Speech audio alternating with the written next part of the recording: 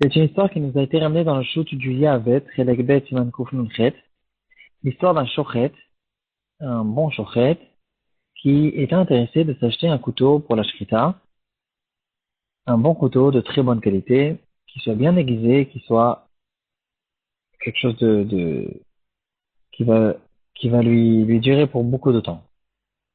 Après une longue recherche, il a décidé tout simplement d'acheter ni plus ni moins l'épée du bourreau du roi. Il a acheté cette épée, il l'a bien aiguisée, et voilà un couteau de shrita de bonne qualité et surtout très meoudar. Le Yavet, chez qui cette question est arrivée, est-ce qu'on a le droit d'utiliser ce couteau pour la shrita ou pas? Apparemment, pourquoi pas? C'est un couteau qui a servi beaucoup de shritot, et maintenant on fait passer ce couteau pour la shrita des animaux, alors pourquoi pas? Le Yavet, il dit que non. Ce couteau, d'après le Yavet, on n'a pas le droit d'en profiter. C'est un Issour Ana. Il dit qu'un instrument qui a aidé quelqu'un à tuer quelqu'un d'autre, un ustensile qui a causé la mort d'un être humain, cet ustensile est interdit au profit. D'où il a sorti cette chose-là, où c'est écrit, quelle est la référence du Havet pour interdire ce couteau de Shrita. Le Pitrei Tshuva, dans Siman Chet, il dit qu'il y a une preuve de notre sugya, comme ce psak magnifique du Yavet. Il dit comme ça.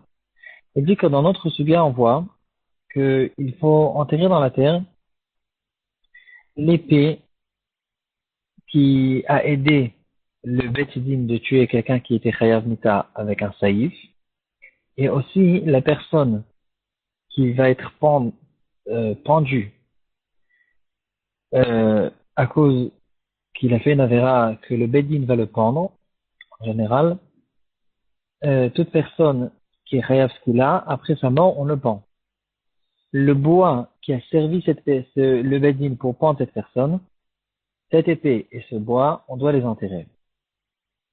Et la Gemara, elle fait une comparaison entre cette épée et ce bois, de la potence. Elle fait une comparaison avec des ustensiles qui sont interdits au profit. Et c'est ça la raison pour laquelle, on dirait dans la Gemara, que c'est ça la raison pourquoi on doit enterrer ces deux choses-là.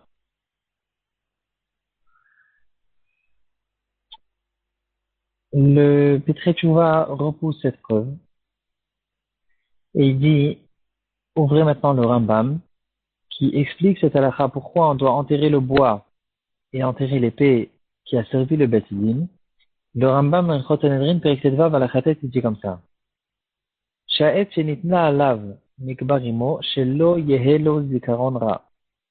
Le bois sur lequel cette personne qui a fait cette avéra, qu'il a été pendu, on l'enterre pour ne pas que ce bois reste un souvenir, un mauvais souvenir de cette personne, et que à chaque fois qu'on va voir ce bois, on va dire voilà, regardez, c'est ça le bois de la potence de telle et telle personne qui a fait telle et telle avéra sur laquelle était chayav mita par le Bedin. Donc ici, le Rambam nous ramène la raison pour laquelle on doit enterrer ce bois. C'est pas du tout parce que ce bois il est interdit au profit et qu'en fait on l'enterre pour ne pas que quelqu'un l'utilise.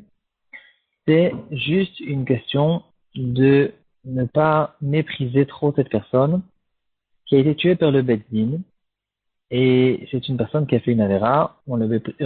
C'est très méprisable de mourir par le Beddin, ce qui n'est pas du tout le cas par une personne qui est morte à cause d'un certain roi, un goy, qui a toutes sortes de caprices et qui décide de tuer des gens à droite à gauche. Et même s'il y a des souvenirs, des monuments des personnes qui ont été tuées par ce roi, pas forcément, il n'y a pas du tout un mépris envers cette personne.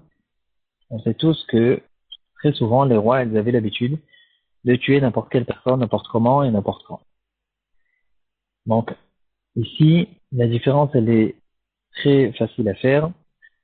La potence et l'épée qui a servi le Beth Din sont un souvenir des avérotes de cette personne, et c'est un mépris envers cette personne qui est déjà morte et qui a déjà eu sa capara, c'est pour ça qu'on doit les enterrer. Par contre, l'épée du roi, on peut l'utiliser, peut-être, l'utiliser pour faire la shrita des animaux plus tard. Ça ne nous dérange pas de continuer à l'utiliser. C'est pas du tout une question de Sirouana'a, comme on a peut-être l'impression de voir dans notre Gemara. C'est qu'une question de mépris. Ici, il n'y a pas de problème de ce problème de mépris. Et donc, d'après le Pesach Teshuvah, on peut utiliser cette épée pour la shrita. Une autre preuve qui a été ramenée, une preuve intéressante, dans le Midrash il raconte l'histoire de David et Goliath, elle est extrêmement connue. Et dans le Navi Shmuel Aleph Kaf Aleph Yud, Shmuel Aleph, Perek Kaf Aleph et Yud, le Navi raconte que Achimelech HaKohen, il a donné à David Amelech l'épée de Goliath. Lorsque David Amelech il était en train de se réfugier de Shaoul qui voulait le tuer, il est arrivé dans une ville de Kohanim, et Achimelech, il lui a donné justement cette épée de Goliath à David Amelech. Et on voit ici, Goliath, c'était un assassin connu. Il a tué énormément de personnes, et c'est donc cette épée, elle a été utilisée pour tuer beaucoup de gens. Et quand même, on voit que David Amelech ne s'est pas gêné de recevoir cette épée et de l'utiliser. Donc ici, on pourrait sûrement permettre aussi d'utiliser une épée pour faire la shrita. Voilà la preuve qui a été ramenée dans certains des poskim, malgré qu'on pourrait dire que là-bas c'est pas vraiment une preuve qui est très forte, parce qu'il est très probable que l'épée de Goliath, elle a servi que pour tuer des goïms, et pas pour tuer des juifs, et donc peut-être que c'est un peu différent. En tout cas, au moins, on aura un psa qui est clair, une preuve qui est évidente.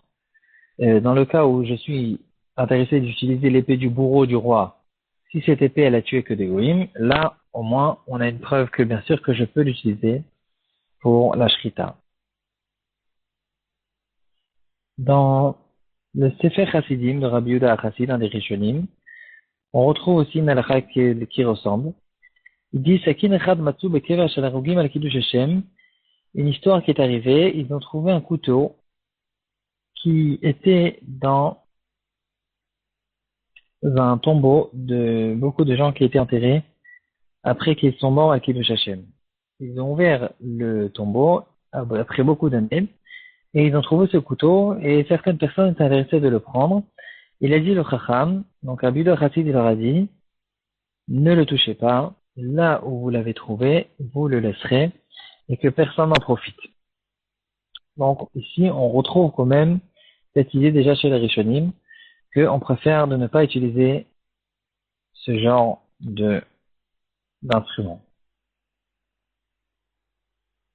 Et pour finir, une histoire qui a été ramenée dans le shoot Kol Mevaser. Il ramène un rescapé de la Shoah que lorsqu'il disait le Kaddish sur ses proches qui ont été assassinés par les nazis, il avait l'habitude d'utiliser une ficelle qu'il avait pris dans le camp de concentration. C'était la ficelle avec laquelle les nazis avaient l'habitude de pendre des juifs. Lui, il a récupéré cette ficelle et il utilisait ensuite cette ficelle en tant que gartelle pour la ceinture qu'on met au-dessus du costume, de la veste pendant le moment de la tfila. Et lui, il faisait Kaddish avec cette ficelle. Lui,